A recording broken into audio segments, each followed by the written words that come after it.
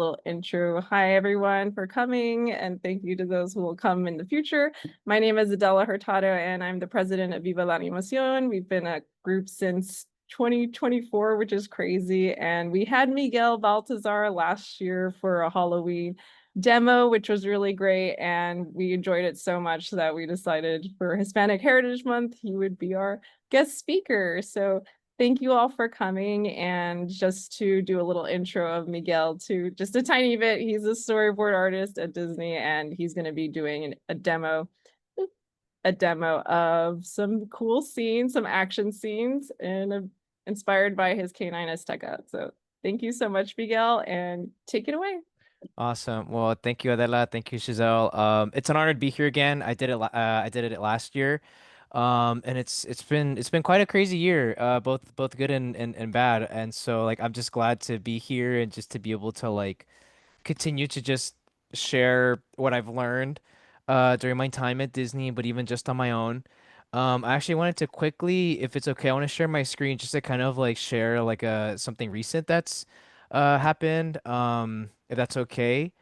So I actually just finished my first live action short film called Don Abel. And it translates the main rooster from Yerba Buena, Jalisco, Mexico against the world. Just because we had a showcase yesterday, like a private showcase, not just of this one, but of like other films that we had within our film circle. I'm really proud of it, and pretty much this whole year has been just balancing work and this. And so I just wanted to kind of bring that up. I know I've shared it in my Instagram, and so I just wanted to bring that up just because I feel like just with the way things are now, it just in the world, it was nice to be able to like make a film that's unapologetically Mexican and to be able to just kind of put that out there and to say, you know what, I'm not gonna ask for permission anymore to make stuff. I'm just gonna make my own thing. And so I just wanted to put that out there. My brother, who's actually on the call, he's taking my identity. You'll see another Miguel in there, but he's on the call. He's just listening in the background. But he's the star of the film, and it was just such a huge honor and pleasure to work on that. But anyway, um, I'll just stop sharing. But that was just something to promote. But um, right? Identity theft is no joke. Millions are affected every year, man. But yeah, so I'm just gonna go ahead and get started. So like I was saying, I'm gonna focus on action stuff. But when she had pitched me the idea of like wanting to do another talk, I'm like, I want to revisit a storyboard that I did about 7 years ago, just to be able to show you guys like just an actual tangible example of something I did years ago while I was still learning and trying to reinterpret it now using what I know now. And I think that'll be very exciting just to be able to kind of showcase like an actual timeline of what I've done. So I'm just gonna go ahead and start. I don't wanna waste anyone's time. I'll just share my Thank you my so much, desktop. Miguel. No, of course. Thank you guys. I mean, I've been looking forward to this for a while. Um, let's see. I'm just trying to gather my thoughts real quick. I'll just share my screen here. I have everything. So I have this. I'll get rid of that now.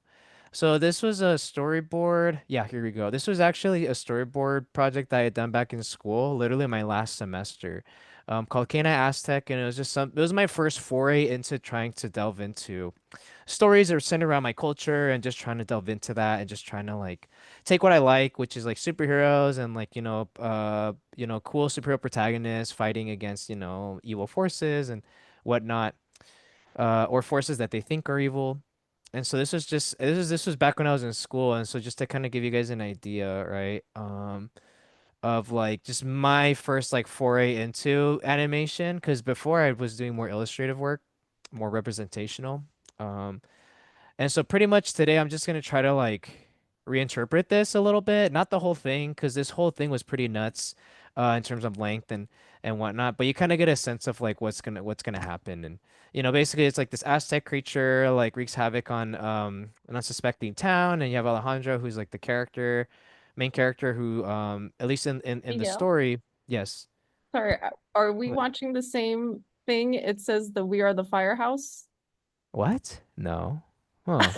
Which, yeah, I was like, I thought you were Weird. talking about we were looking at Oh, your files. Oh, is it the aspect ratio? Oh, Yeah. sorry. Yes, yes. Oopsie. Let me forget I said anything. Let's see. Let me try again. Okay. Do you guys still see that? Or do you guys Yes, still? we see like what your Okay. character designs Okay, now. thanks. Okay, so thanks for pretending you're imagining what I was saying, or what I was saying. But yeah, pretty much this project I did about 7 years ago. These are the characters. I'm basically trying to reinterpret, and trying to like update what I had done before. Um, and so this character Alejandro, like he's like at least back then it was like he's a soccer player, and like he's inherited this power from like his family who are these who come from this like long line of like Aztec warriors, and there's this character creature that like kind of like comes in and starts wreaking havoc and stuff. So pretty much I'm just gonna reinterpret this, and I just want to show this because this was like my first attempt at like trying to really start to uh, assemble a storyboard portfolio. It's not perfect. A lot of the stuff, obviously, in my opinion, like is not pushed enough.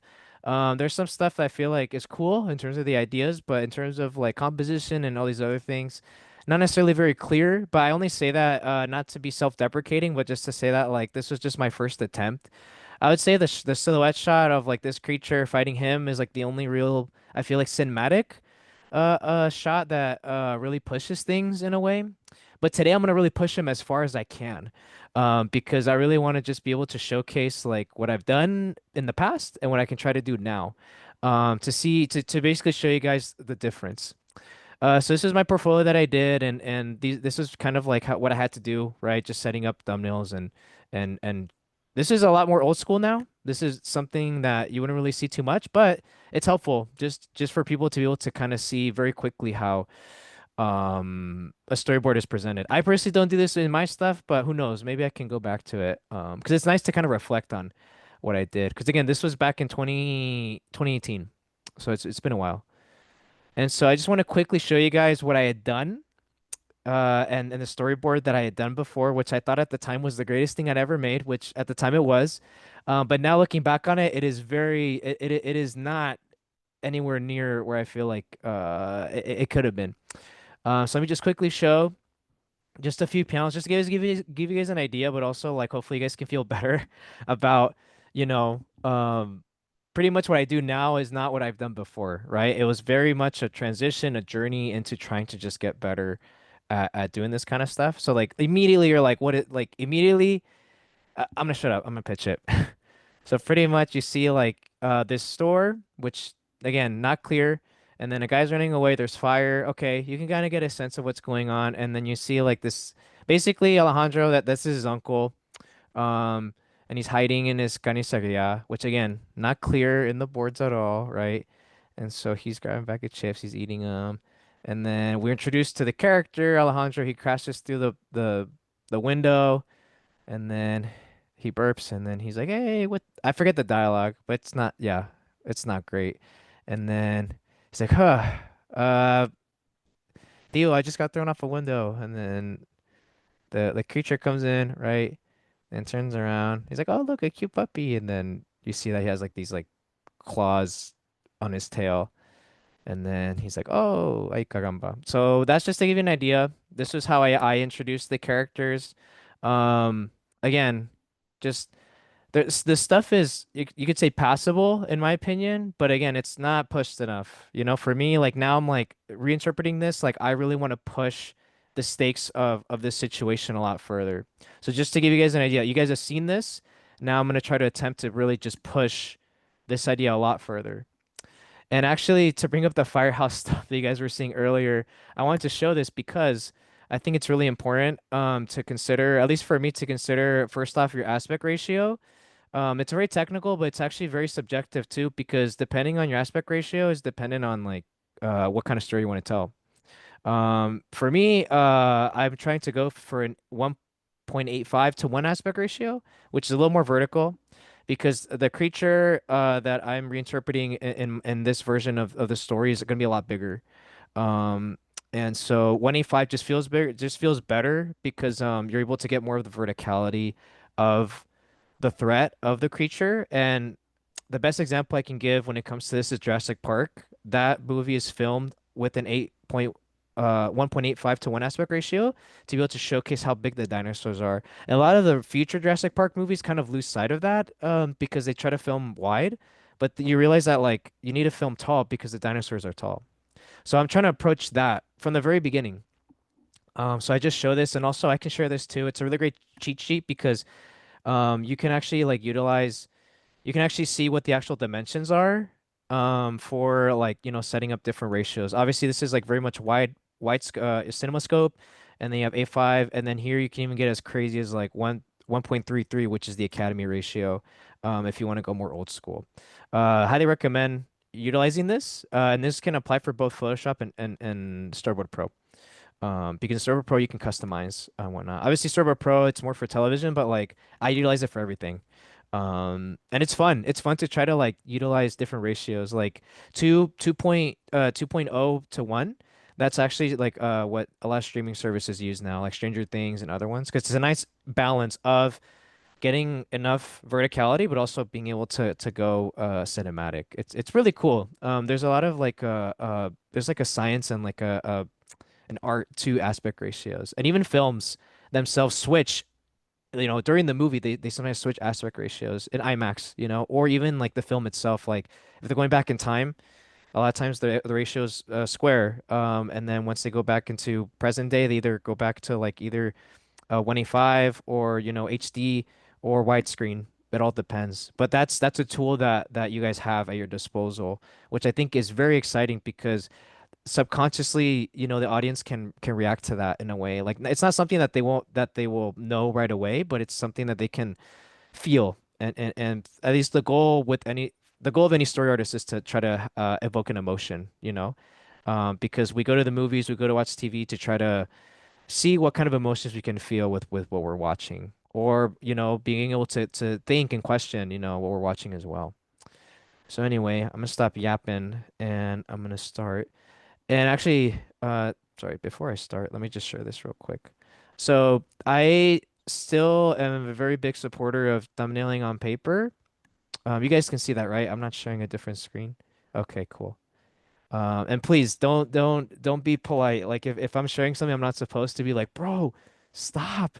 Um, but I just share this just because I think it's very important. Like pretty much like I'm kind of spoiling what the story is, but I'm gonna try to flesh it out as much as I can. But this is just for me to immediately get a sense of what I'm trying to plan out and structure. That way I'm not too willy-nilly and loose with it. I mean, there's a cool exercise in being able to just explore a stream of consciousness, but I think I wanted to be able to have a sense of like where I wanted to go with this. At least have one distinct action beat and a sense of like how I can set up action and portray it, which is the goal of what this talk is. But yeah, hopefully that's clear. But I think just drawing on paper just feels less precious and you just commit to it. Like you're not having to erase and change things. It's like as you can see, there's moments where I've crossed out stuff because I'm like, nope, that doesn't work. Like that just shows that I'm not a machine and I'm churning these things out perfectly. Like I'm making mistakes and I'm realizing, wait, this doesn't work, or I need to change this. Or even here, for example, like number 1 and 2 basically means in my head that like I start here and I go here because I started too soon, or I got ahead of myself. And so that helps me to be able to say, okay, then I go to this, right? So it's very chaotic, it's very messy, but I think it's so helpful just to kind of lay your thoughts first as opposed to committing right away and cleaning stuff up and making things look nice. Just be messy, be loose because you want to be able to have a sense of where you're going. At least that's how I work. Obviously, all of this take this with a grain of salt. This is just how I work. Everyone works very differently, but hopefully this can be insightful at least to get a sense of like what you could utilize and what maybe could be useful to you. Let me. Miguel, someone asked if the Yes. firehouse is it just an aspect ratio cheat sheet or is it more? It's mainly a cheat sheet. Yeah. It's just there just to kind of like, at least for me, just to get a sense of like what the specific pixel dimension and counts are. That's pretty much it. Um, I don't know what else. I think it's just pretty much like dependent on like whether it depends on the resolution too. But I always think of like just going in 1080 because you don't need to go any crazier than that. But that's pretty much it. It's just that way you're able to actually be able to know what the exact dimensions are, that you're trying to get. Hopefully that helps. Yes. And I literally just looked up aspect ratio cheat sheet, and then this is one of them. Um, And then just to answer Tavis's question, I've been working in animation for about 7 years. Pretty much this was like right around the time I started animation. About 7 years. And I've been working at Disney for almost four, coming up this next month, November 29th. So it's been crazy. So most half of my more than half of my career has been at Disney, which is really cool, which is surreal. Um but yeah, so I still have a lot to learn, but I think at this point I'm like crossing the threshold of like being green. At this point I'm not. But I still feel like it, which I feel like helps to kind of keep me on my toes. Okay, so you guys saw my thumbnails, so sit back, relax. Um I kind of want to try this and see if it doesn't work. I'm gonna try to share audio just to kind of play music in the background if that's okay. If not, then I can um just keep it quiet. I don't know. I think it'd just be a way for things to be a little more lively, I guess. I don't know. What do you guys think? I was Is that just gonna okay? ask, are people able to ask questions as well? You know what? Let's do that. Yeah. Or I know I'm just asking. Yeah, people can ask questions. Oh yeah, no, please, ask as many questions as you want, and I'm happy to answer them because the goal of this is just to try to demystify as much as I can about the storyboarding process, or even just knowing about how I work, or philosophy, or films. This is a chance for you guys to like not hesitate and just feel free to ask stuff. I know it's always intimidating, and it feels scary, but again, I know. I know the feeling because I definitely was a student once, and I still am a student now in a sense, and I want to be able to give you guys the space to ask any sort of storyboard related questions. Yeah, let's do it. Let's do it. Um, cool. So I'm gonna be looking at my storyboard, or my thumbnails across the screen. All right. So again, this is layer comps for me is just what I've done. I mean, this could work for Storyboard Pro or anything really, or Timeline. It doesn't matter. But if you guys have questions about it, happy to answer. Um, so pretty much what I just did, I just took a snapshot of what this is. Actually, I'll just delete that. Deleted the layer, and that means that I get this little like exclamation point thing. I'll just refresh and it gets rid of it. So then what I'm trying to do now is I'm trying to start with the black screen, or at least what we think is a black screen, right? This is more of the filmmaking stuff. And I'll just caveat by saying that I'm gonna be as self-indulgent as I want with this, just to show you guys how far you can push your ideas with just using Photoshop, right? Meaning like I'm gonna get crazy with the shots and all these other things, because why not, right? Um, so then we start with the black screen, and then I'm done. There's a reason why I had the gray. Okay, there we go. And then we pan down, and then we realize that it's not a black screen. It's actually like part of a mountaintop.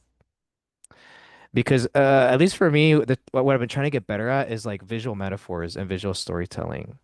Like how can I have, or also the opening shot. Like how can I have the opening shot really evoke the tone of the story? The best example and the most cliche example that has been used in any sort of film workshop or class, but it's just such a easy and accessible example is the Indiana Jones opening, Raiders of the Lost Ark.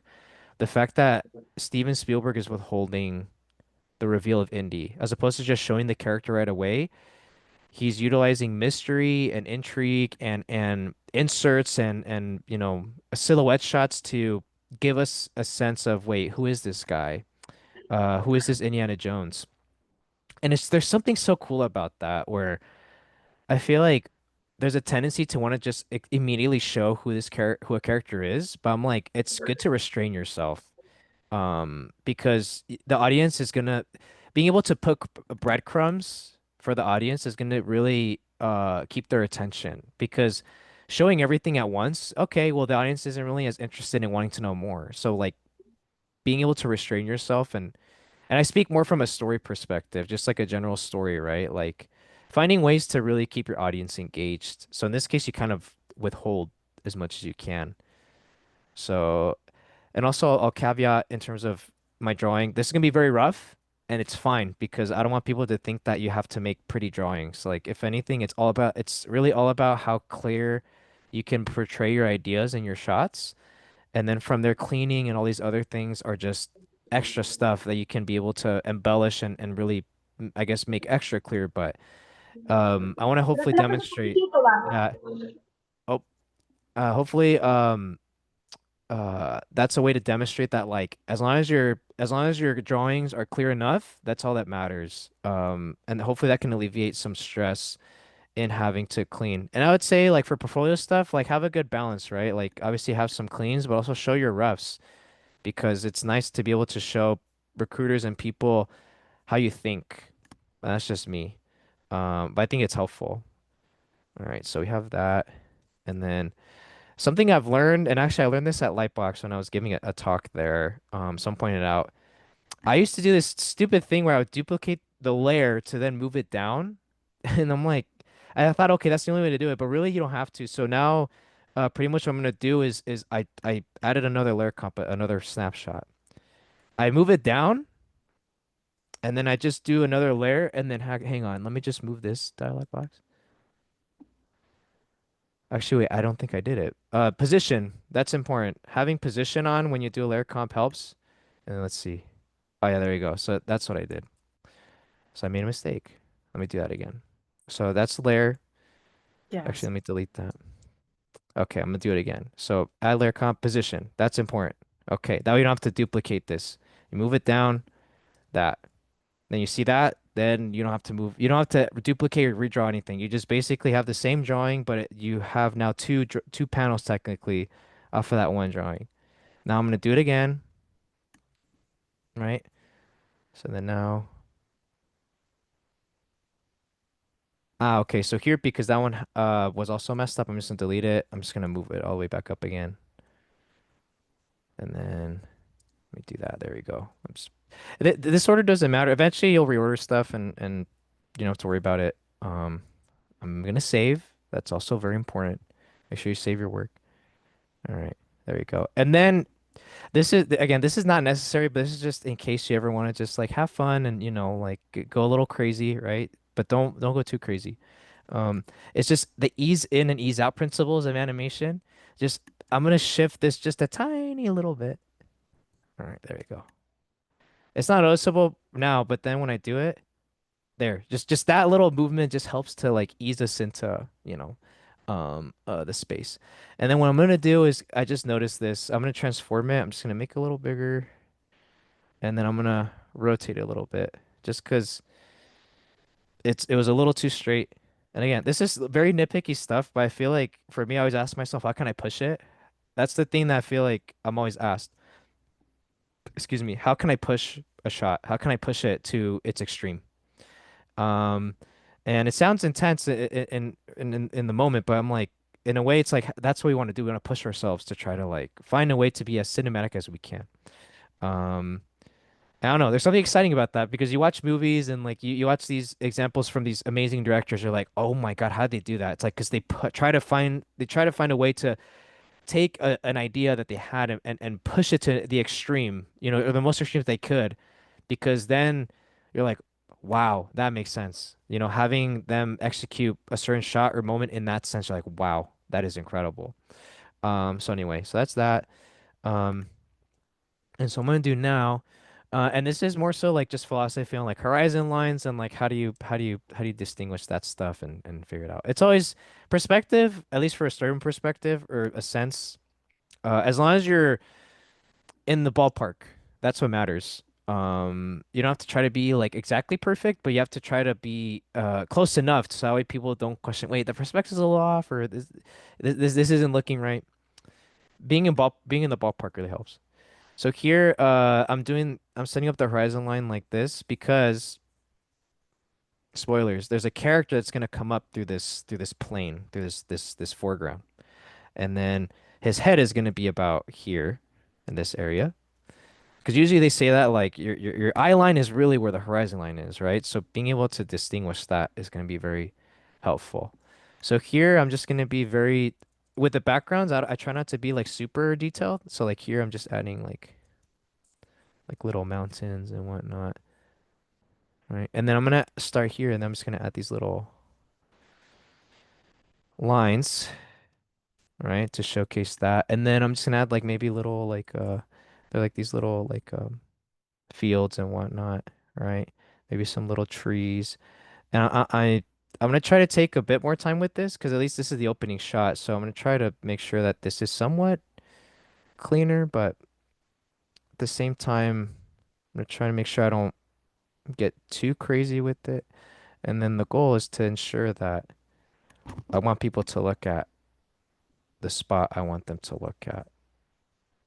So here I'm just adding like little trees and whatnot. Maybe not the most clear. Miguel, can I ask Yes. a question? Yes, go for it. So we got some questions for you. Caro Yeah. asks, Hola Miguel. This can be a question for later. Oh, sorry. What was your day-to-day before you were able to break into the industry? What were you doing to keep pushing towards that breakthrough? Thanks. Oh, that's a great question. Thanks for asking that. Trying to I'm not thinking because I don't know. It's just more so like just trying to gather my thoughts in terms of specific things. So when I was trying to break in, well, first off, I got lucky and I eventually I was able to intern at DreamWorks TV in my last year of school, but it was production. It wasn't necessarily art. What I had done to try to break in is I in my last year of school, I just focused on making my portfolio, like making my website and just trying to create three distinct portfolio pieces, storyboard sequences that had some sort of range to them.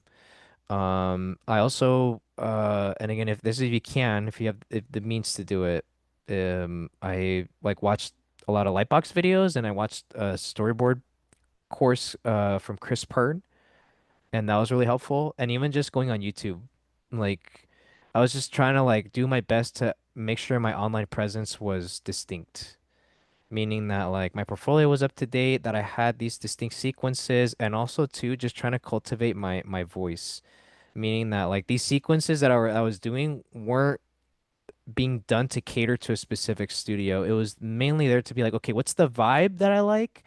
And being able to then go off of that. Like what's the tone that I want to evoke, as opposed to what's the type of drawing style that I need to go for. Right? So like if you like more like Nickelodeon type shows, you don't have to draw like Nickelodeon, but just try to have the story fit the tone. And so for me, at least what I was doing, and again, I was lucky and privileged enough to do this, was when I was a PA at DreamWorks, I was taking storyboard tests and I was able to show them to people. And theoretically I had that opportunity, but a lot of people weren't available because they were so busy. And so eventually I was just like, you know what? I just need to like continue to like work on my own sequences and like just continue to work and get better at that. So that's pretty much what I did. Which is like for me, just working on my story stuff, like just really continue to work on my storyboards and like just trying to like get better at filmmaking. Because it's one thing to draw and like understand that. It's two trains of thought. One's drawing and then one's filmmaking. So I was just trying to like learn everything at once. Just trying to understand, okay, once I understand the filmmaking, then I can go back to the drawing. Once I understand more about the drawing, I can go back to the filmmaking and vice versa. Um, that's in a nutshell what I was able to do. Hopefully that's clear or that's helpful. But pretty much that's what I did. And then going to conventions like Lightbox or at that time CTN, which was big, was helpful because then I could just talk to a lot of people, and it's always scary, it's always intimidating, but I think you have to just do it.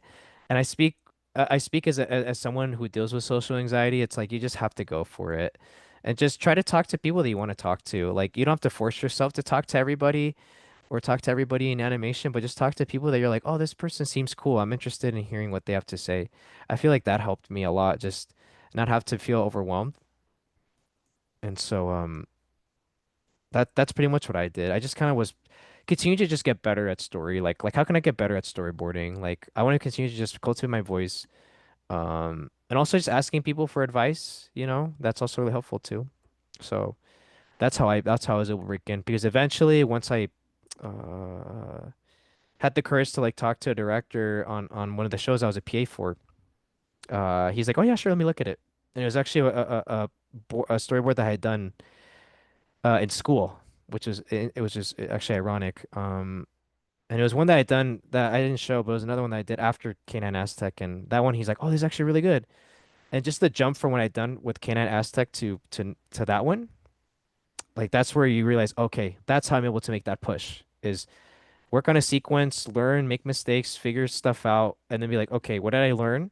How do I take that story sequence and apply it to the next one? Because I could have gone back and like refixed and iterated that one, but I'm like, okay, you know what? I'm putting that one aside. I'm working on this next one.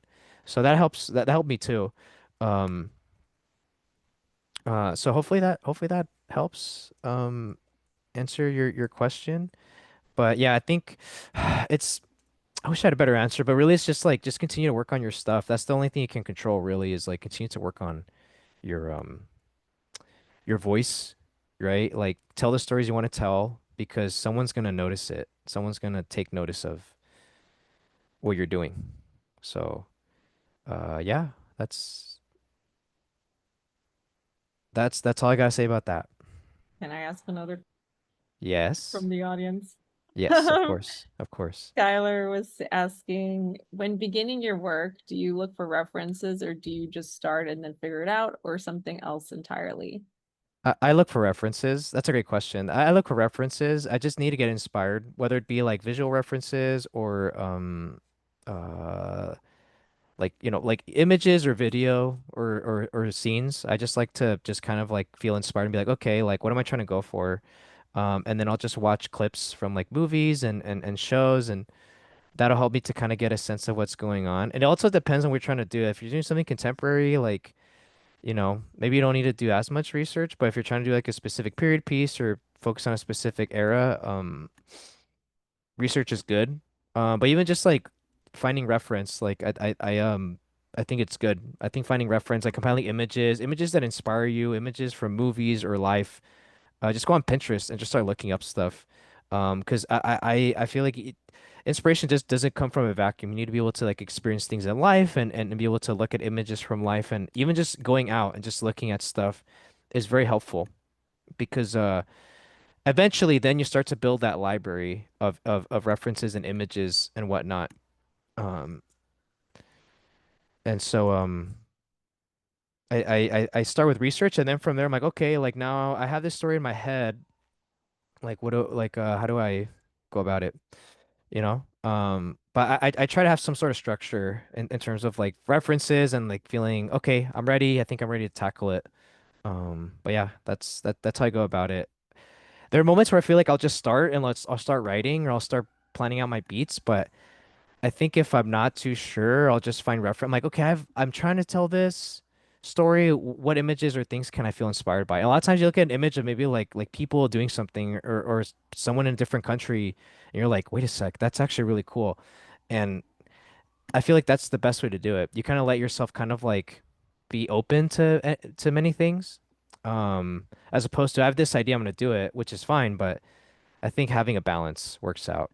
Um, so yeah, hopefully that helps. All right, so okay. All right, I'm at a good point here. I'm gonna cheat it. Just gonna turn all these layers on. I'm gonna do this. There we go. So I'm doing a parallax. There we go. Cool. Oh yeah, that's okay. Now we're cooking. All right, cool. Actually, wait. Nope. Oh my gosh. There we I'm go. always Okay. amazed by how you do that. Hang on. Okay, let me just do this. And then I can tweak it. So like I'm like, okay, maybe. Okay. Wait. Okay. That's what it was. There we go.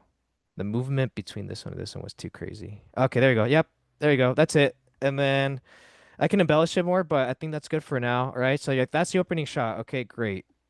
I don't know. That's something cool about just you're like it's a black screen, but then oh wait, it's an actual part of the environment. Okay, and then now someone's gonna come into frame, and then I'm gonna be very loose with this. So this person's coming into frame.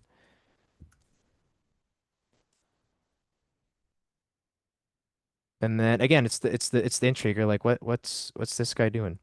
Who guy, girl, who knows?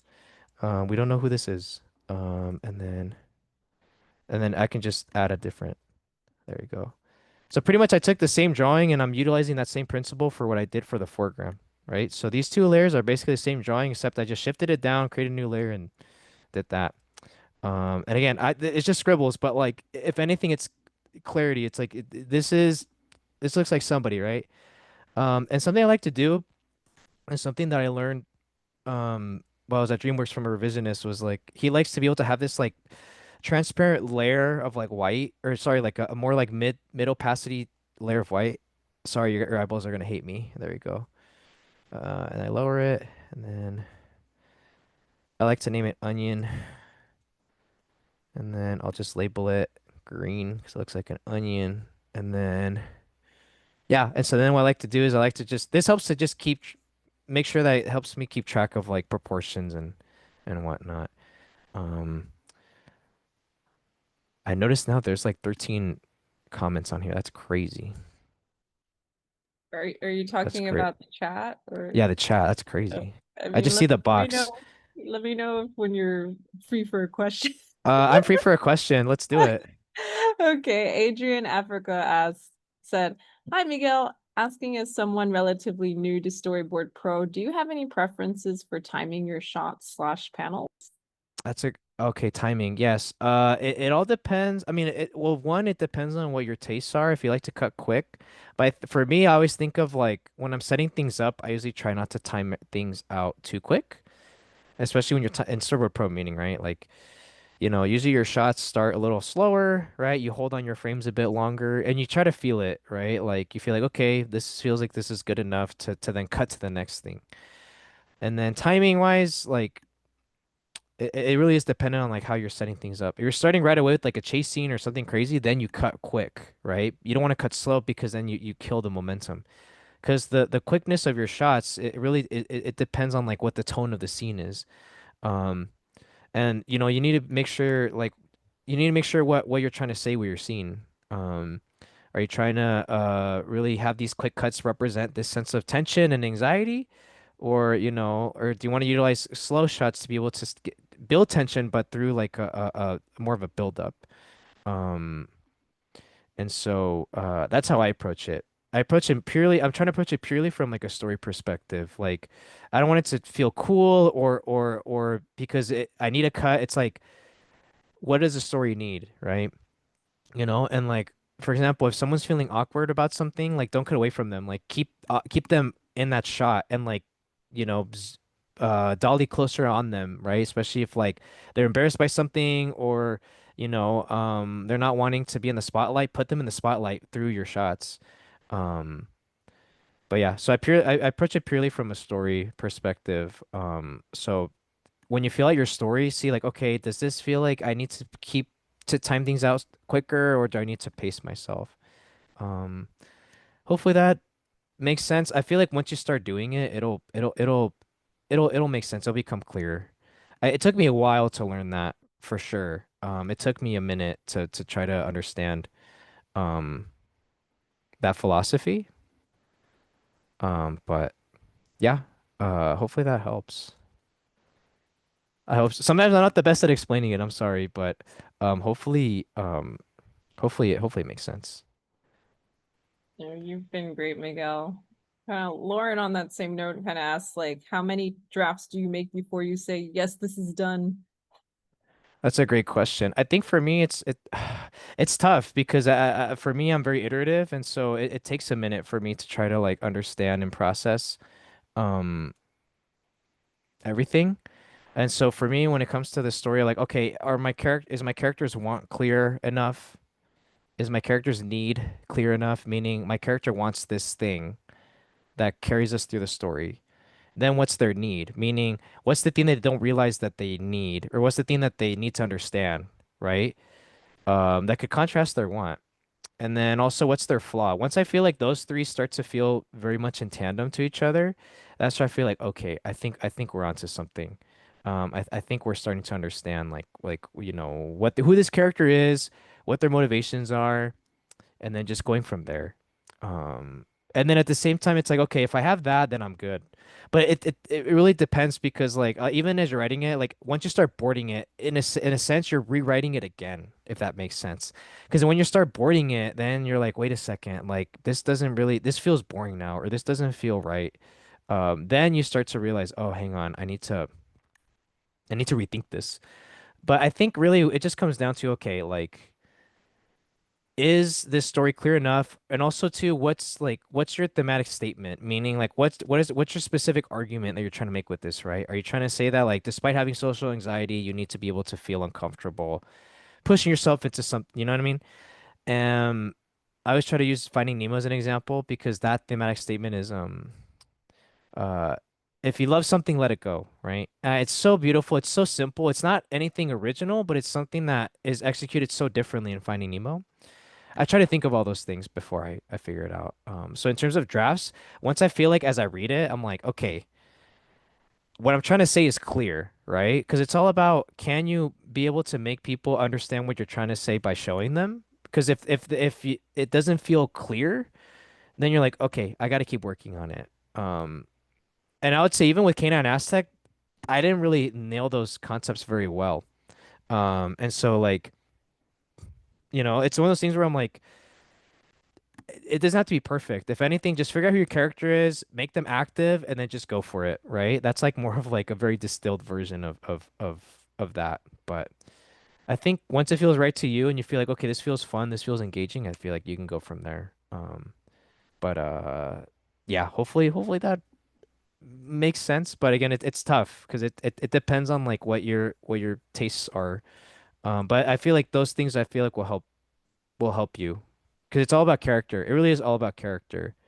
Then character and world, but like character first. Like having a good character, a compelling character with a flaw who needs to figure something out and needs to struggle. That's where I feel compelled.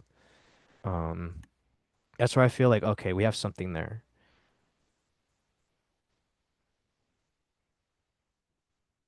But yeah, that's a great question. We can keep I can keep answering questions. Oh, I'm gonna start first. to lock in a bit more. Oh my gosh. Okay. You guys, this is gonna be really great. I'm just saying now.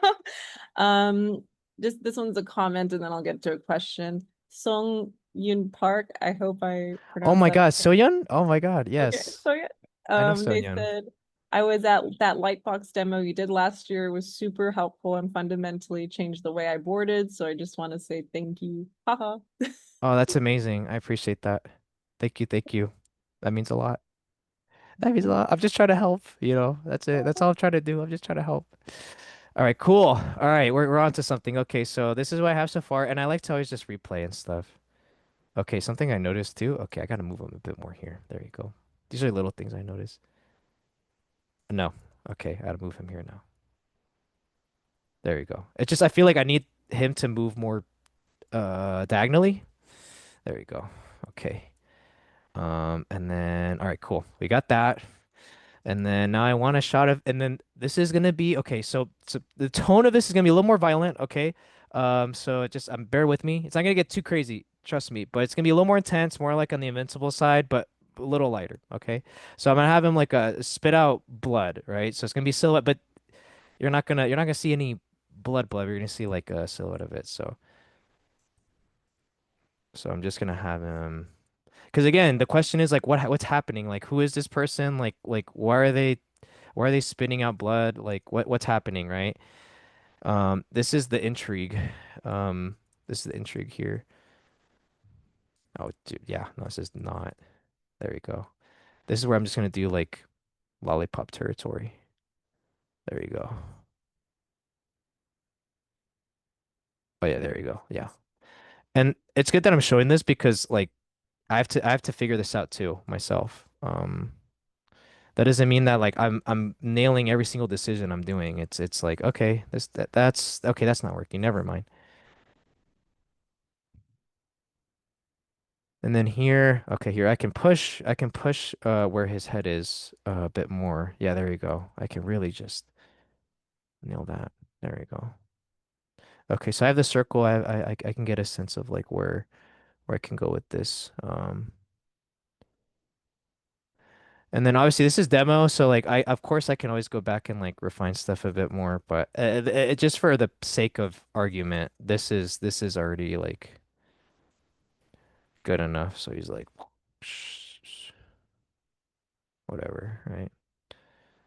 And something I always have an affinity for characters that really struggle in film. Like characters that really just get their ass beat physically and emotionally. Because then I feel like that's the point of the movies. You want these characters to be able to accomplish what they want, but also understand what they need. Because I feel like that's just so synonymous of how we live our lives. Like a lot of times we try to set out a goal for ourselves, but then something comes up in life. We're like, wait a second, I thought I wanted this, but I realized that there's this thing that I realized I didn't know I needed, which is very cool. And in order to go through that, like the character has to struggle. They have to really like be able to go through the ringer, to be able to understand like, oh, hang on, I get it now, you know? It's like a realization. But a lot of times those realizations, um, kind of, take a toll on us in a way, but like you realize, okay, like I understand now. I had to earn that realization. It wasn't just given to me by somebody. Like I had to go and like fight for it and like scrap my way through it. Um, like even at its most primal basic level, like the Alien with Sigourney Weaver's character Ripley, like her instinct, her struggle to survive against the alien. It's just it, it's so relatable in this sense. Like it's so understandable. You're like, wow, like this person, like they're really trying their best to live, and you're rooting for them because they're really struggling, and you want them to be able to succeed. Um, so even like just at that level, all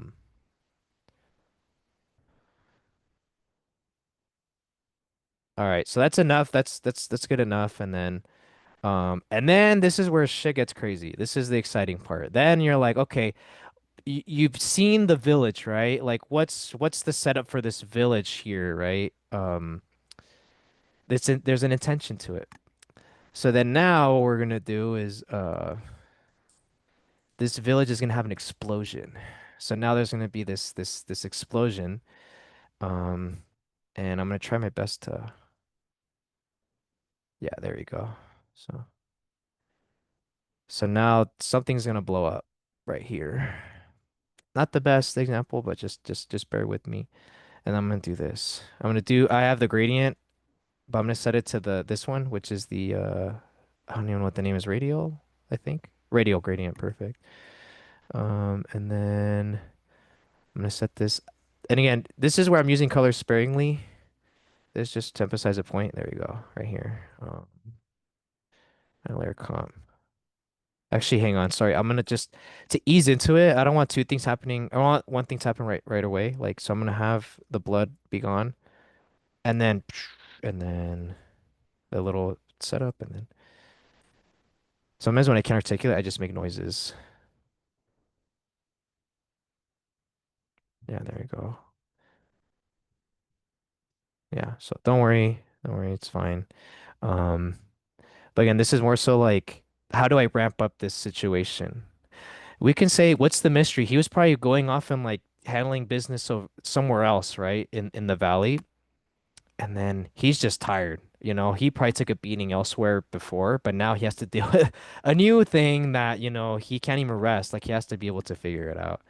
Um, that's why this feels like it has invincible vibes because this dude does not catch a break. And then here what I can do is I'm gonna do a clipping mask and I'm just gonna add like a little highlight to it.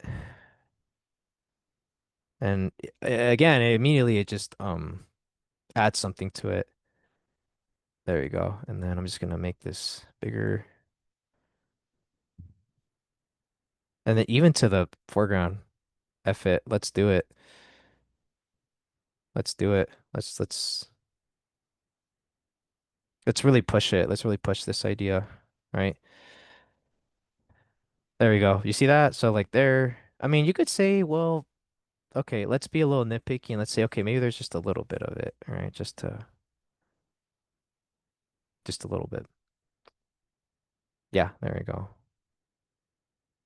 And then again, I could finesse this explosion more. I could look at reference, but I think just to get the idea across, like there's something that happened here. Um, and then let me just add a bit more. Yeah, there we go. Oh, hang on. Let me just delete that. And then boom, right? So I'm just replaying it again. There's already 15. There's actually, wait, one, two, three. It's out of order, but it's like one, two, three, four, 13. There's only 13 drawings, but like I'm able to communicate already so much with that. And it's just super helpful. I try to be as efficient as I can. Like it's always cool to like see people like really go crazy with boards and stuff. And I'm definitely been, guilty of that too, but sometimes just having an efficiency really helps with it. With being able to communicate your ideas without having to like go crazy with drawing. Any other questions in the Yes. meantime? Yeah, next one from Jason Gutierrez. How were you able to work on storyboard tests as a PA? Oh, that's a great question. Do you guys hear that at all? You guys hear anything? No. Okay, cool. All right, perfect. Just the doorbell. Yes. At least with DreamWorks, they just had that opportunity, that option. So basically, like through tr internal training, I think that's the department.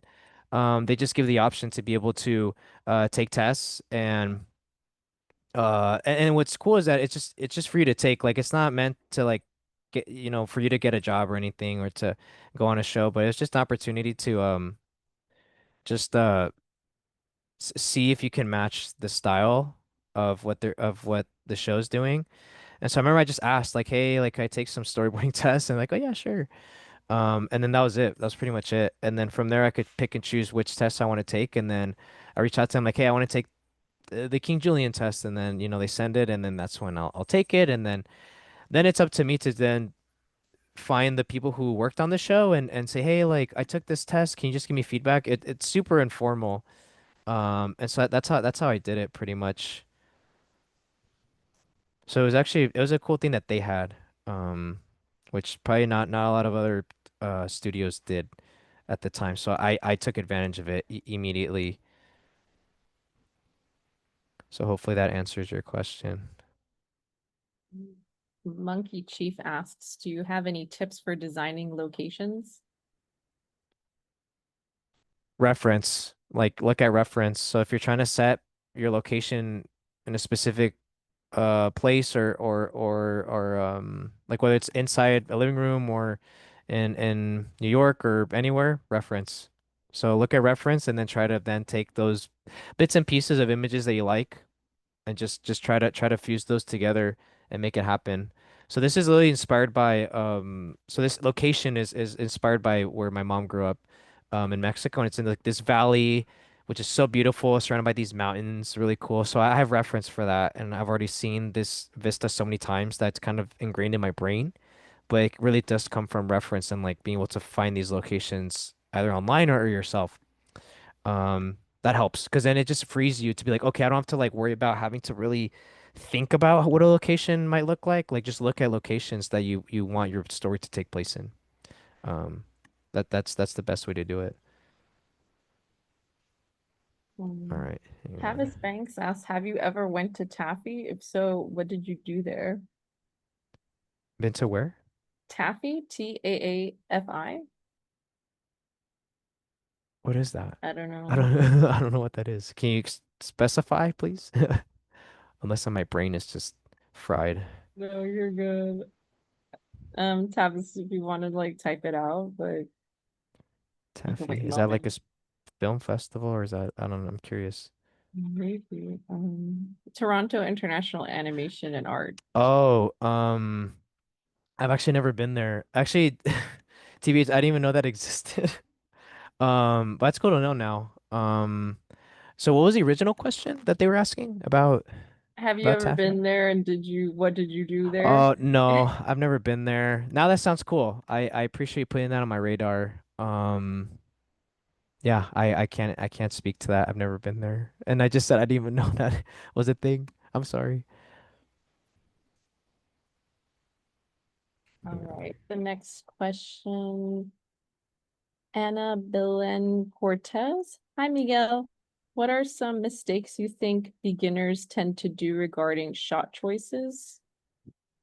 Yes. Trying to think of a few. One thing is trying to be too complex. Like sometimes you see shots where like this is their one attempt at like trying to make something feel very cinematic and crazy. Like a lot of times like I'll see a shot where like it's really low to the ground and it's got this horizon line, but the story point doesn't really make sense for it.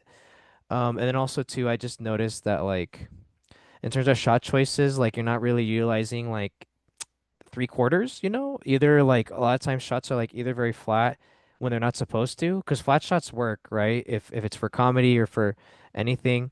But a lot of times like, you know, uh not being able to like take advantage of like the perspective, and also when people are going like for like in that example, the one mistake that I made in that first shot in the previous version of my board is that yeah, I have someone go from like right to left instead of going from like back in space towards Z space. Like a lot of times, like I see that in shots, like characters aren't really utilizing the Z axis. A lot of times they're just doing this. And so you're not taking advantage of the opportunity to like really utilize depth. And also a lot of times too, and I get it, I understand, but um people not wanting to draw backgrounds, and so they resort to just drawing close-ups or like really like medium close-ups. And so a lot of times, like you just got to draw these backgrounds in order to convey where they're at, you know? So even if you don't, you hate drawing backgrounds, you have to, or at least indicating backgrounds, because that's gonna help to just clarify a lot of what you're trying to say with your story. Um, and then also too, and it's just more so just for like just shots and like how they work together is like trying to do too much, like trying to make things funny and exciting and entertaining and dramatic. But just like don't show off too much. Like just if you're trying to tell a more serious story, like your shots don't have to go crazy. They can just help just convey the shots you need to, right? Have your establishing shot to establish where you're at. Then if you have a moment where a character is thinking about something, go to a close or a medium. Um, so those are common mistakes I can think of at the moment. And then yeah, a lot of times they're too close on shots. Like really pull back, like really give us space to like really see what's going on, and hold on shots for a bit. Like don't cut on every single thing that's happening. Like if a character is like coming in, I'm just thinking immediately of like even this, right? Like I could go from like this and then cut to the town and then cut to the guy going up the hill, right? And then cut to his reaction. Like this is where I'm holding on these shots, you know? So a lot of times people are I noticed cuts too much. There's too many cuts.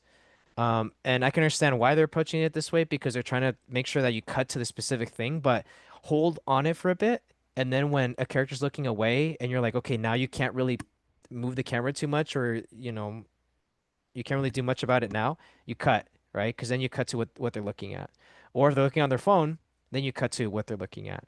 Um, but it's really valuable to like try to hold on your shots as much as you can. Um, because that really helps, and it just you don't want the viewer to feel disoriented unless that's your purpose, or unless like if it's an action scene and it just cut, that helps. So like being able to cut with intentionality. Um, if I can think of more, I'll think of, but those are like the ones that come to mind. Um, yeah, and then yeah, like when having conversations, like if there's a conversation between two people, like it's just shot, reverse shot, shot, reverse shot. Like find ways for characters to move around, and find ways for them to like interact with each other, interact with the environments. That really helps a lot too. Rigoberto Pinto Jr. asks, any fun projects that you worked on that you can talk about?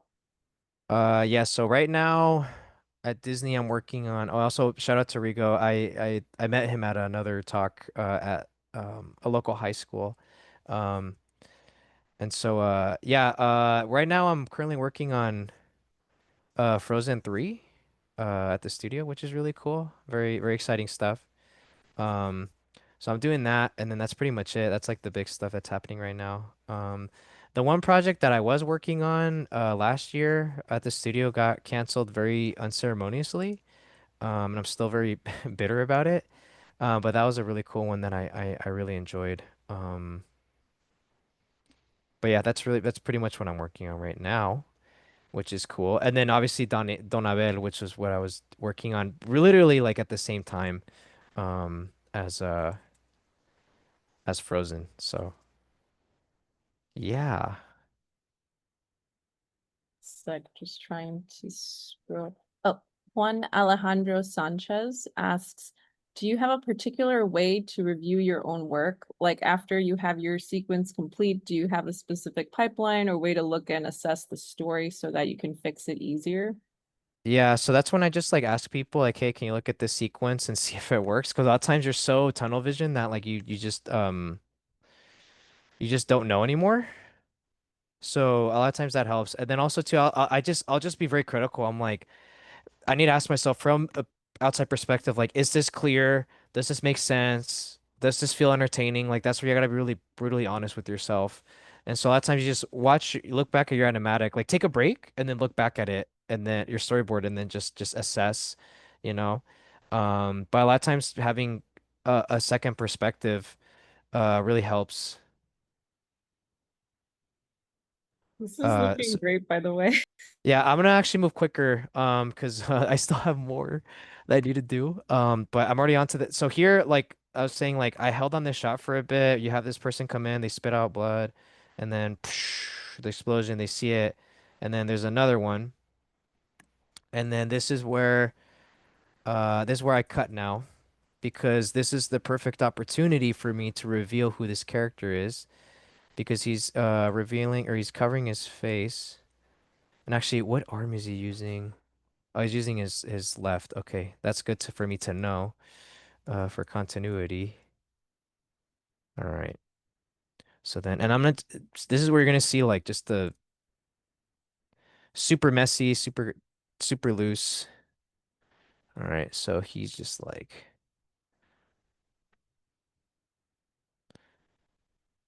yeah, just hair, whatever. And this is where the first shot is like a little more fine, a little more clean. Then here I can just go a little looser. I'll indicate some bit of like an environment, maybe some like trees or whatnot. I'll This is where I'm gonna go super loose. Like this is where I'm gonna go like I'm unapologetically loose and messy. There you go. Right. And then maybe just an indication of like of a light coming in the explosion. There we go. Yes, that's good. All right. And then we reveal the protagonist, and then that's when I can showcase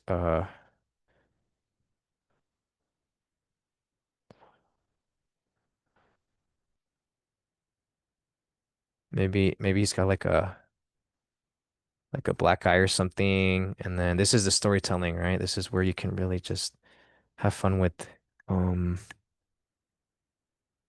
the visuals. And like I'm actually yeah, I'm not honoring the character design I had before. I'm just trying to maybe just give him a mullet or something, whatever.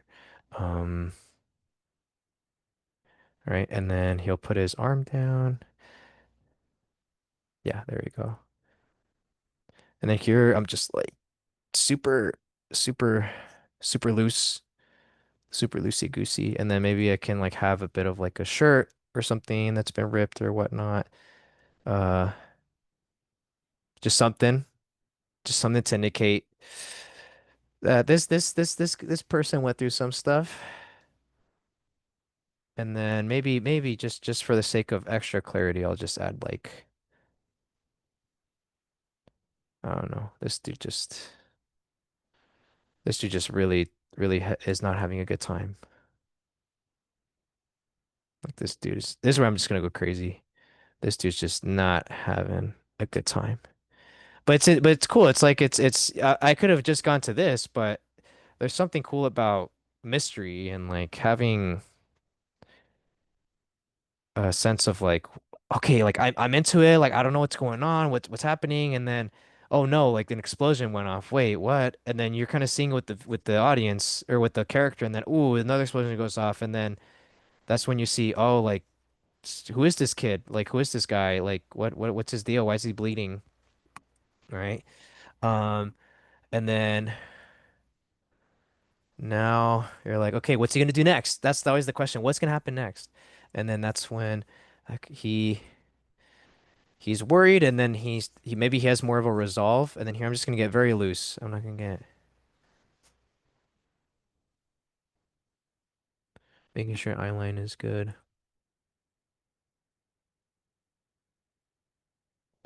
And that's really all I need is just having one drawing that indicates a bit more information, and then from there I can be very loose. There you go. That's it. And then he walks back a bit more.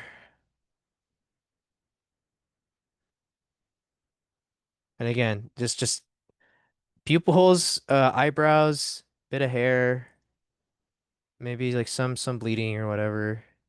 And I don't have to draw the blood again. Like at least for the sake of demonstration, like the blood is there, you know the blood exists, but I don't need to I don't need to do it again, you know? And then eventually I can, go back in and clean it up.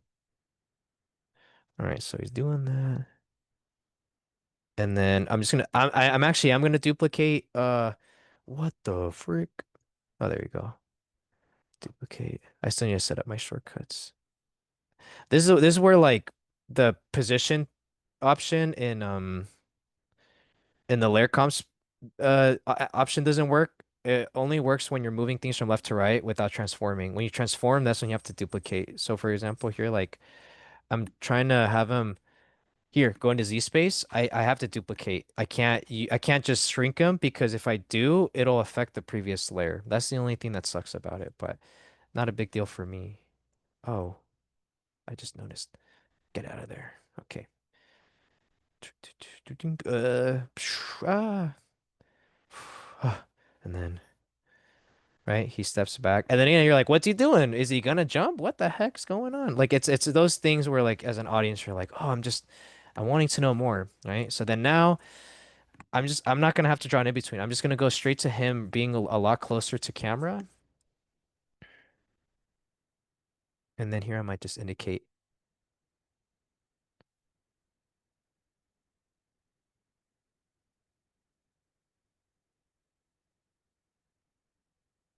And then here, just for storytelling, just indicate like the glint of the explosion on his eyeballs.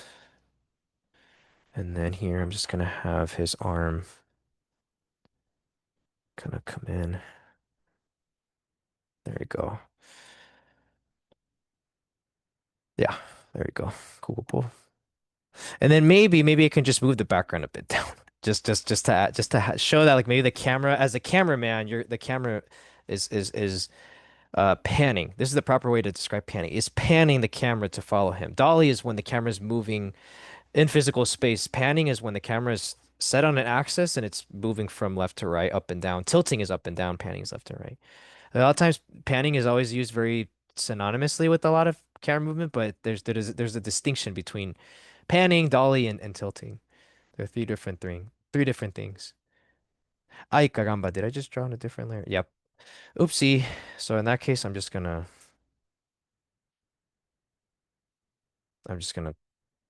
copy and paste on a different layer and then just turn on. There you go. What was this? Oh, here we go. That's okay. There you go. He's running, and then we can cut back probably to the previous shot. Um, and then here, I want to have like this strong silhouette of him doing this anticipation, right?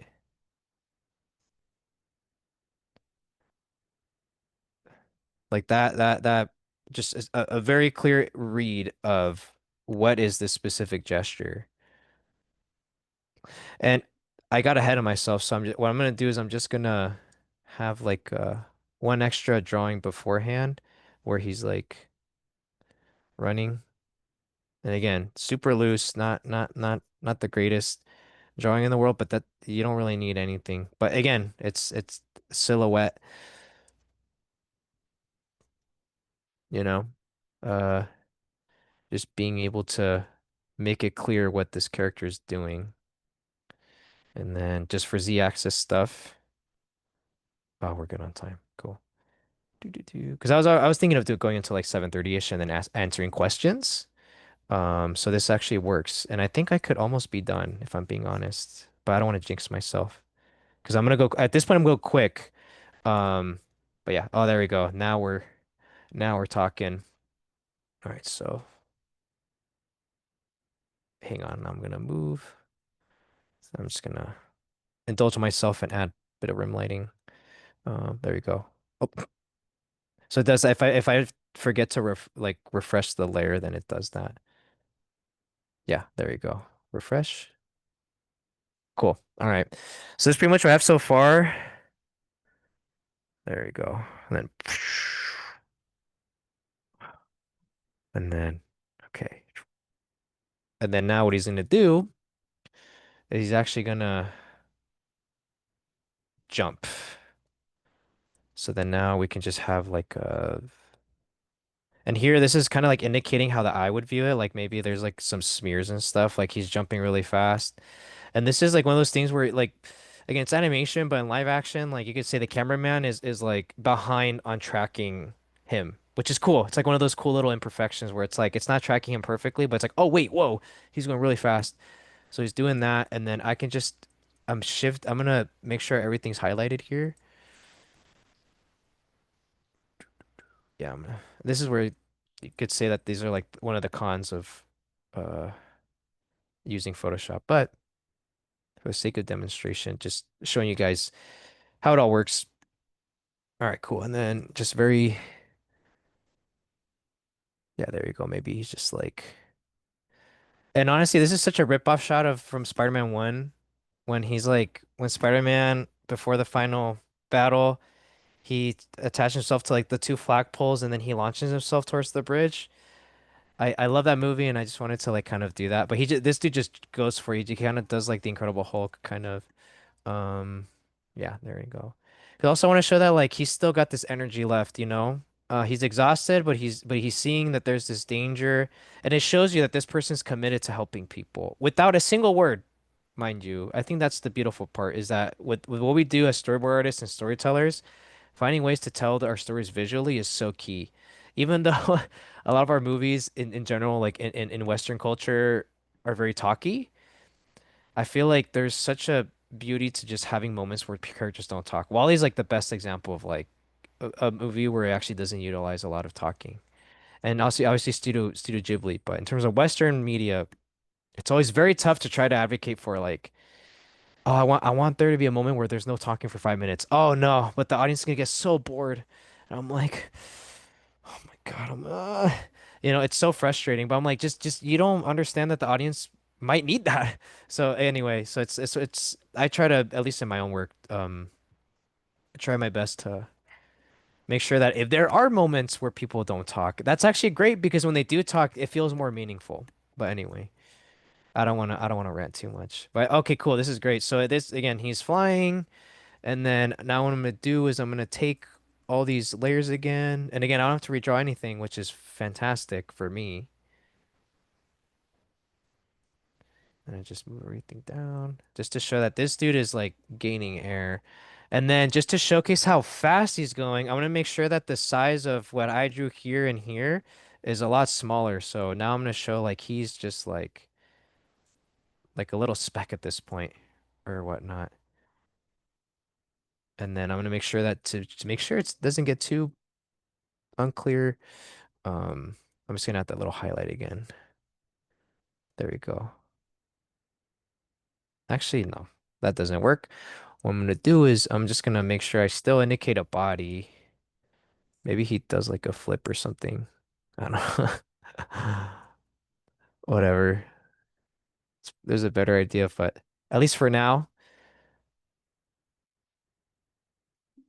I think what it is the background is moving too much for me. I just gotta not have it move too far down. And this is nice to show because like I make these mistakes, or at least I make choices where I'm like, wait, that wasn't the best, and then I just go and I fix it. Oh yeah, there we go. Yeah. And then maybe I can just move this down just a tad. Just have the camera slowly continue to track him a little bit. There we go. I'm gonna do this. There we go. And then now I can just have like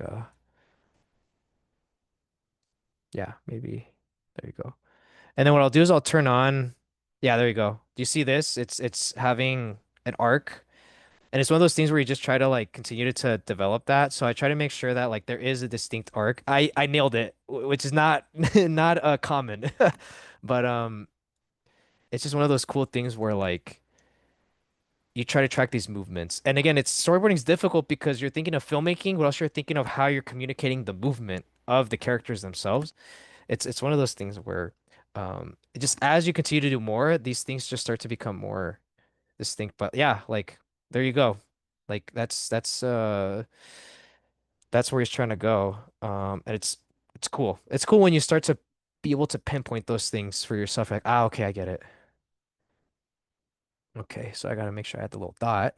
There you go. Oh, there you go. So jump in. Cool. Next shot. And then I'm trying to think of this like already completed in my head. So like the cut, there'll be this bell ring like ding ding ding, and then we cut to like a bell ringing or something, right?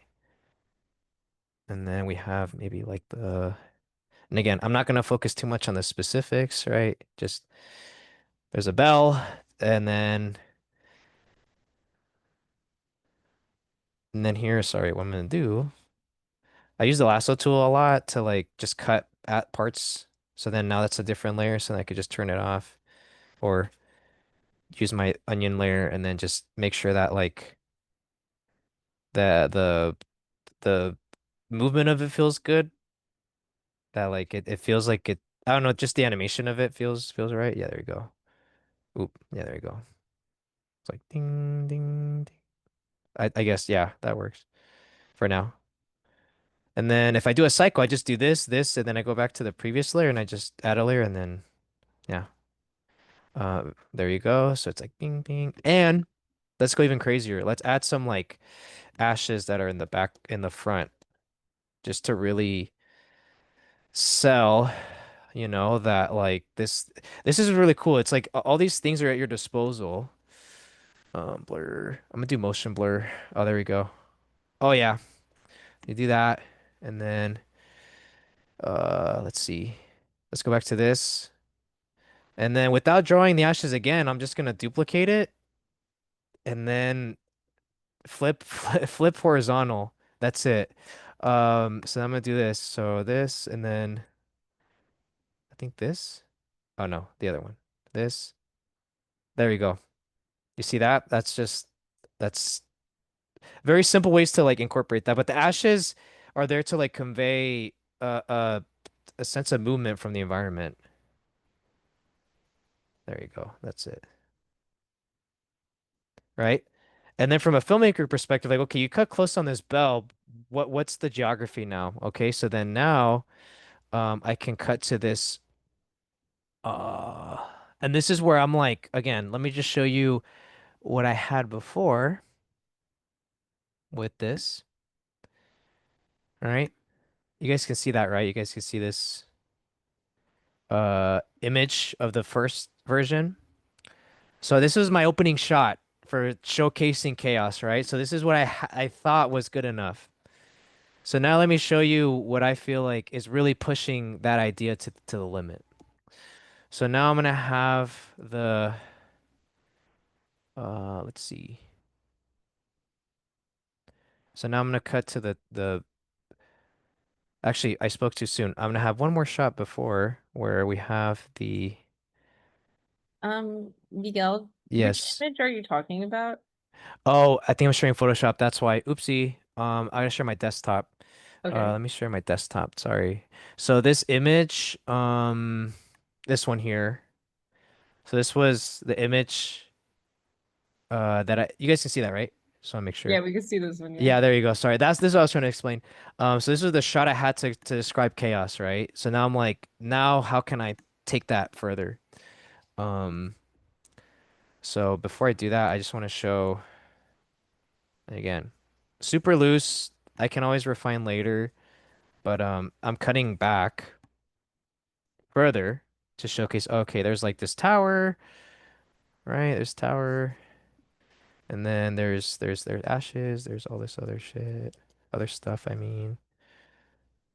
And then I can do the motion blur. There you go. Okay, this feels more like a camera move, so I'm just gonna make it smaller.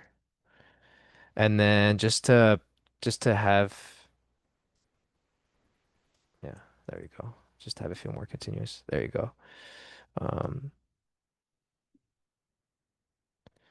right? And then maybe I'm gonna go crazy. Maybe there's like some smoke in the background or something.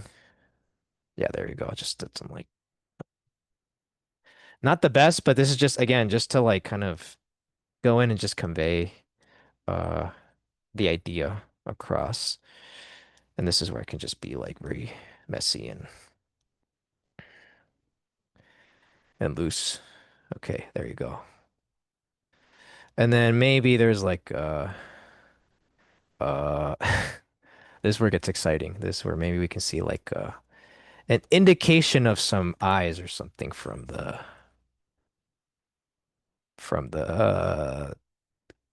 clouds or from the smoke. I'm just gonna put that in. Yeah, there we go. Oh yeah, that's not good. Okay. So what I'm gonna do is I'm gonna do like a trick where I can do the opacity and then oh, never mind. I guess it how does this work? Oh, appearance. I think that's probably what it is. Let me do that again. And then let me see if that works. Oh, there you go. Oh no, I messed up. Anyway, whatever. Let me just duplicate it because I'm dumb. There we go. No, you're not. Okay. And then okay. Oh, no, it did work. I'm not dumb. I'm smart. Okay.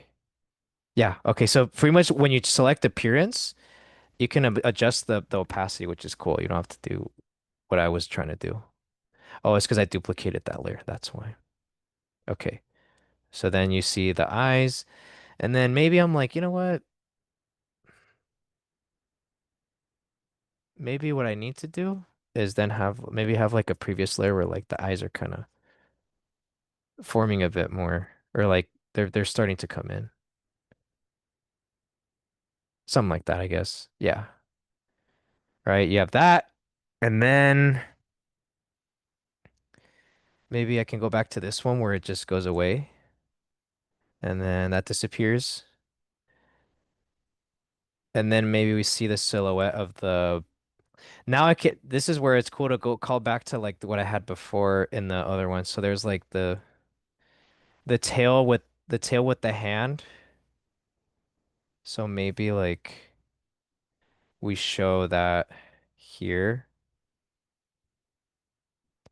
or now the creature is like swiping they're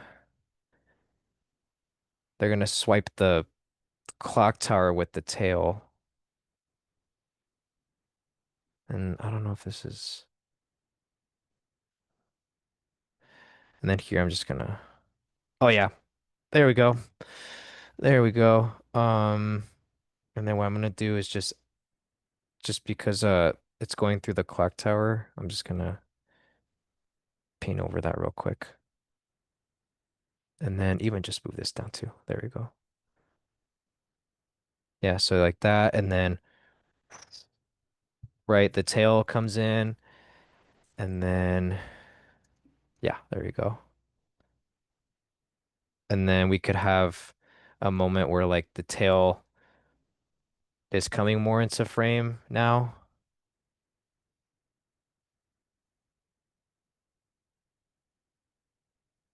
And again, like maybe just doesn't look too. Yeah, I think that's fine. Let's see. Because then maybe in the one you're like, what is that? What is this thing? Um, yeah, there you go.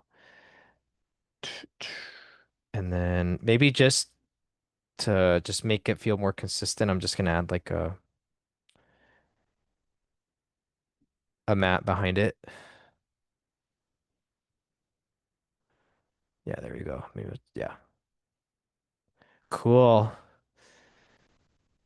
And then this is where I can just completely just redraw everything and just have one impact drawing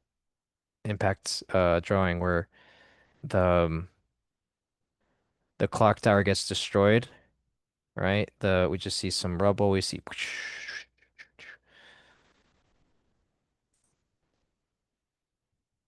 and again, it's not pretty, not crazy, but like at least it just helps to indicate. And I can always go back and clean it, but then now I'm like able to showcase the destruction. And then here I'm gonna just draw the tail more in like in a different. Actually, let me see. Yeah, there we go. I'm gonna do this.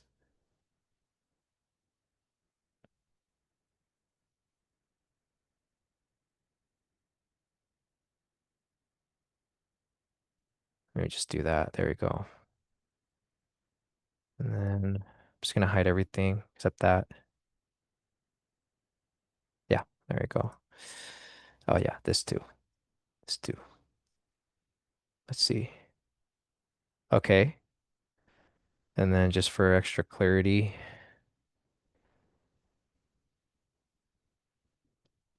let me just, there we go. Just draw.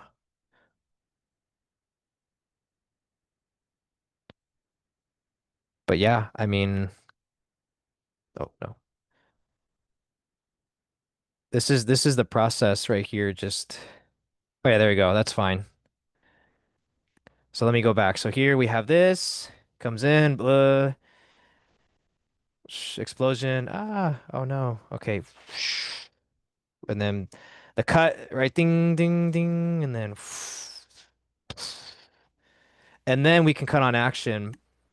Uh, and then this is where I'm like, this is where I was like wanting to really just sell the chaos and just have this like extreme wide with the town, the destruction. This just got destroyed. We have like houses here, and then we have houses more over here. We might have like the church in which it was in, and then more houses here, here, and then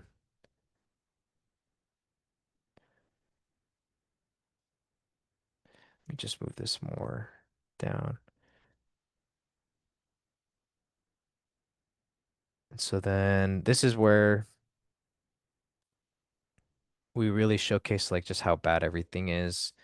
Um, and here I'm not going too crazy with detail, but I just add maybe some like poles and stuff. And then I think just to help sell this a bit more, I'm just gonna just add like a mat just to indicate that there's buildings, the buildings exist here. And because basically the buildings are like lit, or they're in darkness. And then we have maybe the that, right? And then in the background we can have that too. Yeah, oh yeah, there we go. Let me add some. Actually, wait, let me there we go. Then we can add some of that. Yeah, there we go. There you go. And then we could indicate some fire and chaos. And this is where I'm like, this is the money. right here. This is the money. This is like pretty much this is what I had in my head when I was 7 years ago, but I couldn't execute it. Like it was one of those things where I'm like, I know it's in my brain, but like I don't know how to draw it. Like I don't know how to make this compute. And just over time, as I learn and learn and learn and learn, you start to then understand and you start to be able to figure out, how to be able to execute these things. So now we have the destruction that came from the building. And then I can end it here. I think this is a good place to end it on. Um, yeah, there you go. Oh yeah, there we go.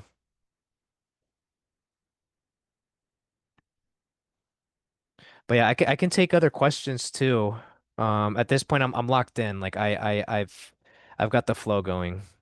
We just have a couple left Cool. from Seongyun Park, excuse me. Mm-hmm. Um, wait, I gotta scroll up a little more. The first one is, do you have any exercise studies you recommend to story artists other than scene studies?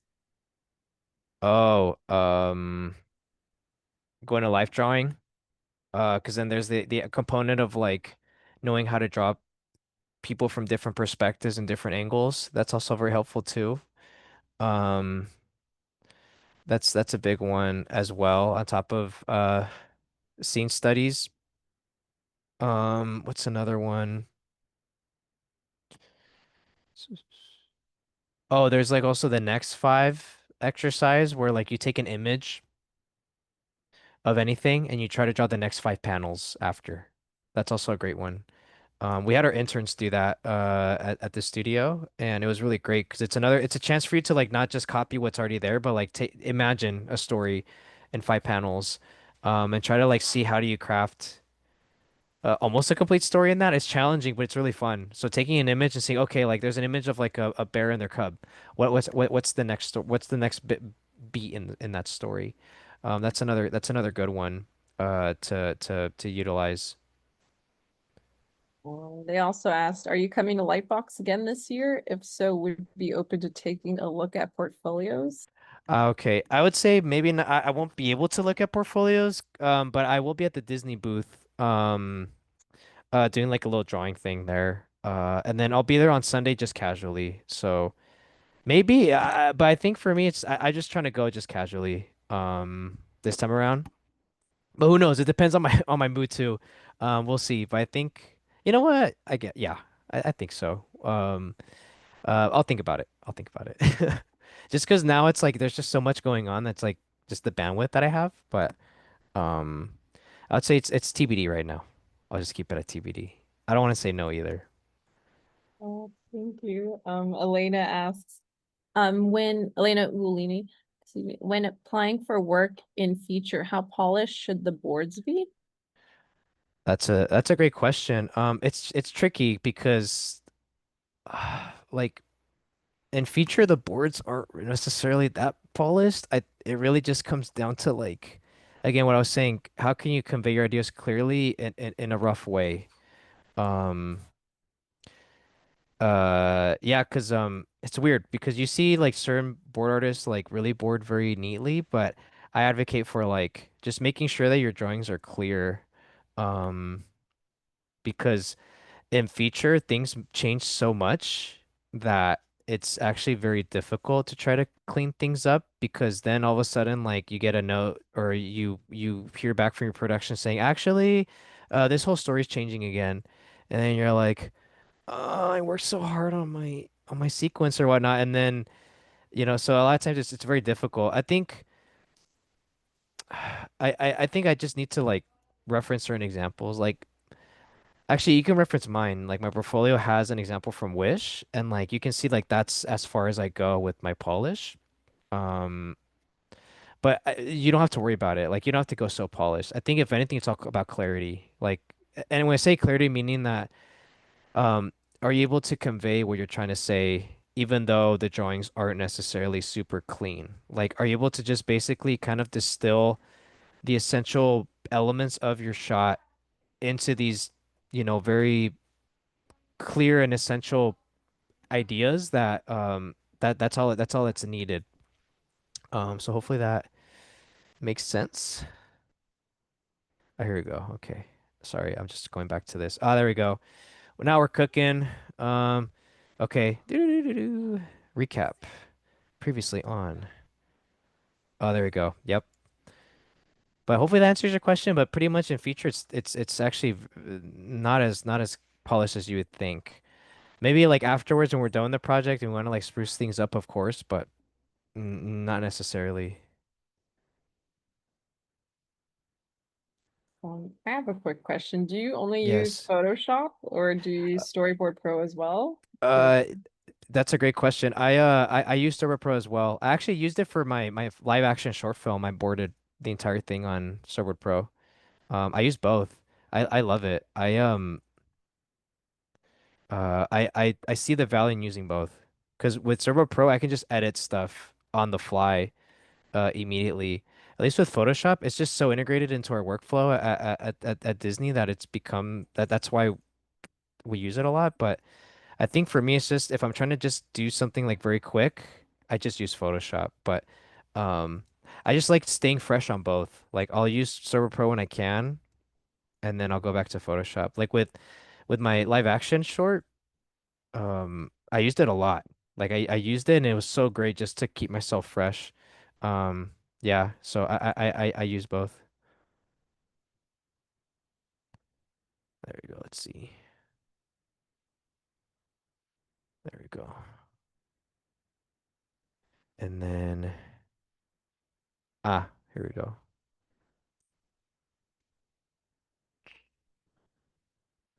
And then this is it. This is gonna be like the last couple of shots, and then that's or last couple of panels, and then that's it. Because I know we went over time, but I appreciate everyone for sticking around. And this is just such a fun way to just kind of like just talk about my process and hopefully help you guys out in the meantime. Oh, here we go. Yep. Yep, yep, yep. Yep, yep. This is it. This is it.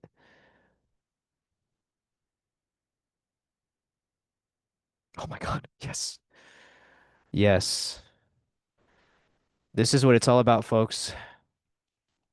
This is what it's all about. This is why I do what I do, because you never know when you're gonna revisit something and you're like, this is what I wanted to do 7 years ago. Like this is what it takes. Yeah, there you go. Cool. But yeah, I think if anything, like even though like say like a story that you have is too ambitious and you don't have, I guess, the tools yet to do it, like just have that in the back of your brain because you never know when you get to a point where you have these you have the tools now to be able to do what you need to do. And it's really cool. Because again, it's like now I'm like this is what I wanted to do 7 years ago. This is what I was trying to aspire to do, but I couldn't get there yet. But I needed to be able to push myself and go on this journey to be able to learn how to do it. Um, let's see. Oh yeah, that's what I was trying to do. But I think the most important thing I can say is just find your voice. Like just find the things that you want to tell, right? Don't try to find things that other people want. Like what do you want? Like what do you want to say? What do you want to do? Do that. I think that's the best way to that's the best way to go about it. Oh, mm-mm, I didn't want that. I want this to fall first and then okay, cool. Cool, cool, cool. Let's see. I think I'll shrink them a bit more. I think we just have one more question Cool. um, Perfect. from Adrian Africa. Would it be Hmm. wise to use a less clean story portfolio that you typically see in feature projects if you wanted to apply for TV board projects? Or would it be best to just have different portfolios for both TV and feature? That's I would say it's personally, I think it'd be good to have stuff for both. But I think if you want to lean, it's tough. I would say like pick which one you want to do, right? If you want to do TV or feature, but I'm not opposed to like just saying like, oh, have something for TV and for feature. Because with TV, it's very different. TV, like especially if it's 2D, it's very much the opposite where you have to like have cleaner boards because things need to be more on model. Whereas like in CG, um, you have a little more freedom to um draw differently. So yeah, I would say like if you want to lean in that route, I would say have a difference in how you approach TV and feature boards because feature boards are very much like you have the option of having like you fall back on like animators and other people to like really just embellish your work, whereas in TV animation like um everything's done overseas. And so, especially in 2D, like you want to make sure that everything's more polished. And just the nature of TV, like there's a lot more poses and in-betweens happening. And that's just the nature of how it works. But in feature, you have a little more freedom to like not have to incorporate as many panels and whatnot. Because I came from TV, and so I know what it was. I knew what it was like to make sure like you got to make sure you draw. At least when I was on Boss Baby, it was different because of CG, but like proportions were key, you know. So there's a lot of constraints and things that you have to be mindful of to ensure that you're an efficient board artist. Uh, in uh whatever aspect of, or whatever department in the industry you're in. That's a good question.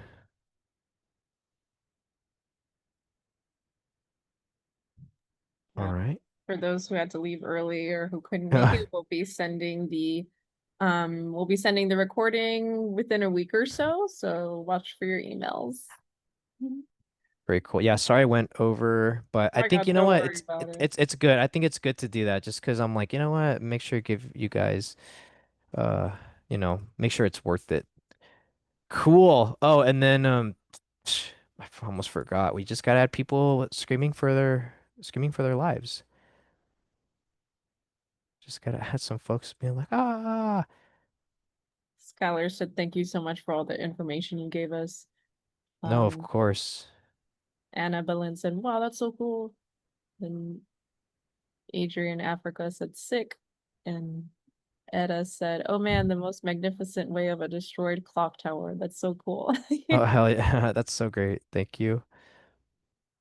Yeah, no, this is so fun, and it's just hopefully this is helpful.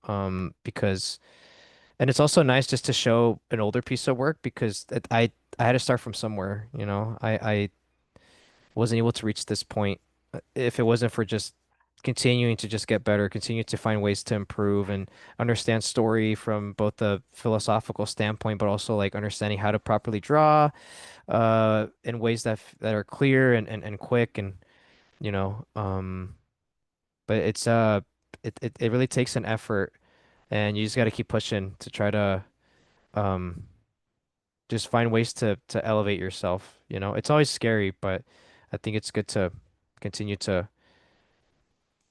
drive to, push yourself.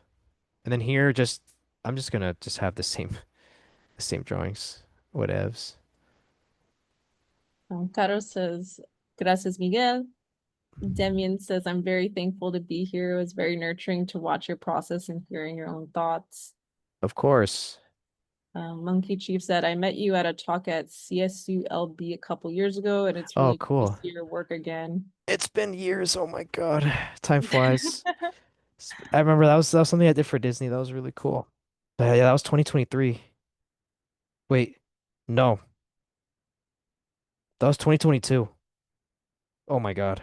Wow, that's crazy. That was 3 years ago. Time flies. But yeah, thanks for hopping on. That's crazy. All right, let me just show just everything completely. I'll pitch it kind of like with the timing I had in mind, just to show you how it all comes together, and then we'll call it there, since everyone was able to ask their questions. So here we go. It starts from black, and then we maybe hear some like crunching of the grass. We see the vista, and then and then and then and then sorry. like psh, and then we reveal, huh? And steps back, and then whoosh, and then doom, doom, doom, doom, doom, doom, and then people are running, and then and then that's all we got. But yeah, that was all done within almost 2 hours, but that's like also including answering questions and just chatting. But That was yeah, amazing. no, that this was I'm really happy with this one. Yeah, and it's like even just adding the gradients too. It's very easy to do in Photoshop. But yeah, so I'm gonna save that, and then I'm gonna stop sharing, and then I think we'll conclude it. Wow, everyone, dang, how many people are in here? That's crazy. Still got Oh my people God. here. This That's was wild. amazing, by the way. I don't know if you want to read, but Crystal Yeah. said learned a lot, even as someone who's been in the industry. It's always so much fun to see how other artists think about their scenes. Valeria, some fun, amazing demonstrations. So refreshing to get a real-time visual on how quick storyboarding can often be. Thank you so much. Yeah, me too. I learned Not a even a lot. storyboarder, but I'm happy I popped in and to listen and watch. So I appreciate Yeah, that. amazing insight. Thank you. Amazing demo. Thank you so much. Thank you Of so much. course. Of course. And it's crazy. Crystal's on here. I've been following Crystal for a while and I'm a huge fan of their work. So I'm it's cool to see that there's, like a lot of us are still learning, like I go to talks myself and I'm like, oh my God, this is so cool. So I appreciate them hopping on. Ah, you're too kind, Crystal. Thank you. But yeah, thanks everybody. I mean, this is so great. I think it's just a way just to kind of come together and just kind of like empower ourselves and say, all right, here's what I know, here's what I've learned. Hopefully, can take that and like, you know, inspire me, in the future, with what you do. So, um, thank you so much for taking the time, on a Sunday too, to do this. And if you guys have any other questions, feel free to reach out. I mean, I'm happy to just answer, help, in any way that I can. And if you guys are at Lightbox, hit me up. I think that'd be cool just to chat, and just continue the conversation. That's really all we can do. Miguel, Caro, maybe to end this, she asked what pushes you to keep boarding and making stories? Oh man, that's that's a very thoughtful question. For me, I think what pushes me is that like I just have more stories to tell. Like I want to be able to just because again, I feel like a way for me to express myself is through art. And I feel like for me, there's other people who inspire me every day, and it pushes me to be like, I want to continue to do that. Like, I want to be able to do what they do. Or people push themselves and they present a story or a sequence. I'm like, you could do that? Oh my God. Like, I just try to find ways to continue to find excitement, in that, that like, I'm a lifelong learner. Like I'm not I don't want to get complacent and say, okay, I already know enough. I'm good. It's like no, like there's always something new to learn, and as soon as I know about it, I get excited. And also too, I feel like just as a Mexican American, like I feel like there's so much untapped potential for stories to be told through our culture or through my culture, and I'm just like that's what excites me the most. Like I'm so ready just to continue. And even with like Don Abel, which I was showing earlier, I'm like I just want to continue to tell stories that hopefully inspire people. That's really all that matters to me. Because growing up, TV and film really just like got me through, my life. And I'm like, I want to do that. I just like selfishly, I want to do that. I want to be able to like make something that people can be like, whoa, that's so sick. You did that. That's crazy. But on the other hand, the more I learn, the more I'm able to give back to people. Like this kind of talk is like a check-in. It's like I did it a year ago, and I'm like, here, I'm checking in. Here's what I've learned. It's always cool because it's more of like I'm sharing, like, hey, this is a new thing I've learned, and I want to share it. And I don't know, it just benefits everybody, right? Like, the more I learn and the more I push myself, the more it helps other people too. So, yeah, I just want to keep telling stories, for as long as I'm able to, as long as I'm physically and mentally healthy, I want to continue to do that. And also, I saw one battle after another, and I'm like, holy crap, like that was amazing. And like just being like, oh man, I just want to know like how much more I can push myself to tell stories that hopefully that can get people excited. So yeah, that's a great question. Thank you so much, Miguel. That was a beautiful ending. Thank you so much for doing this again, and we hope to see you again doing another demo. But I'm glad we could help you revisit something that you did. I think Yeah. that's so nice. Like we're helping you too. Seriously, and thank you, Adela. I mean, I appreciate reaching out and just what you guys do at Viva la Animación. I mean, like it's just so powerful, and like I'm just so excited to see what you guys do. Because you inspire. I mean, you inspire me. You inspire the community to like have these moments or have these talks and events where people can feel not alone. And I feel like that's so powerful. So thank you guys for, you know, just doing what you do. That's all. That's all I can say. Oh, thank you so much, Miguel. Thank you. I appreciate that. Someone all the way from Mexico says, thank you so Oh, of much. course, of Thank course. Thank you. you. Right. Appreciate it. Stop the recording. Stop it.